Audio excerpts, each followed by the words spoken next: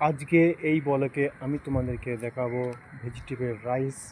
আজকে আমাদের বাবুচি করবে বলেছে, তা সেই ভিডিও আমি তোমাদের সাথে শেয়ার করব। আর ভেজিটেবল রাইস ডিনারের জন্য কেমন হয়েছে তা তোমরা অবশ্যই জানাবে, আমরা তোমাকে দেখাবো তার জন্য কি কি লাগে। ওকে, নেক্সট ঠিক আছে, ফিরে মিলেंगे। আমরা প্রথমে নিয়ে নেবো 3টে পটেটো আর 2 টমেটো, মির্চি, ধনিয়া। আর তার জন্য আছে রাইসটা তোমরা দেখলাম কোন রাইস নিয়েছি আমরা। তোমাদের ভাষায় কী বললাম জানি না, আমাদের ভাষায় আমরা বলি এটা গোবিন্দভোগ তো লাই। তো কী রাইস আমি নিজেই জানি না বন্ধু, সরু চাল যেটা বলি আমরা। ওকে, তোমাকে আমার একটা ক্যামেরাম্যান আছে, সে তোমাদেরকে দেখাবে অবশ্যই দেখবে। তার জন্য আমরা চটপটে পটেটো ক্লিন করে দেবো। পটেটো ক্লিন করে যাওয়ার পর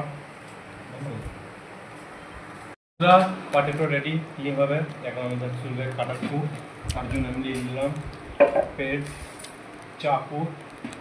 একটা পটেটো 4 পিস করেগা, যেন সুবিধা হয় আমার তেলে গরম করতে। তো বন্ধুরা পটেটো রেডি। এখন হলো ধনিয়াটা একটু ক্লিন করতে হবে, পানি আনানো ক্লিন করে দেবো সুন্দর করে। তার জন্য তোমরা আমাদের সাথে শিখে থাকো, সম্পূর্ণ ভিডিও দেখার জন্য ধন্যবাদ। আলুটাকে একটু সাফাই করে নেবে, চাপিয়ে দেবে পানি দিয়ে, আর হালকা পরিমাণ লবণ দিয়ে দেবে, যাতে আলুটা সেদ্ধ হওয়ার সময় এরকম নুনটা চলে যায়, কেমন তো খেতে সুবিধা হবে।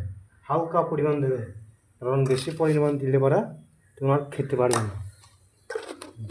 তাহলে বন্ধুরা আলু সেদ্ধ হয়ে গিয়েছে, তা তোমরা কী করে বুঝবে যে আলু সেদ্ধ হয়ে গিয়েছে কি হয় নাই, তা সে টেকনিকটা আমি তোমাদেরকে বুঝিয়ে দেবো, ঠিক আছে।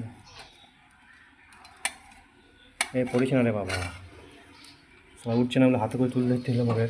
তো কড়াইও আমার গরম হয়ে গিয়েছে, একদম ভাব উঠছে। এই যে বন্ধু দেখছো এই আলু ফাটা যেটা দেখছো, এই ফাটা দিলেই বুঝে ফেলবে যে হয়ে গিয়েছে। গ্যাসটা একটু আস্তে দিতে হবে।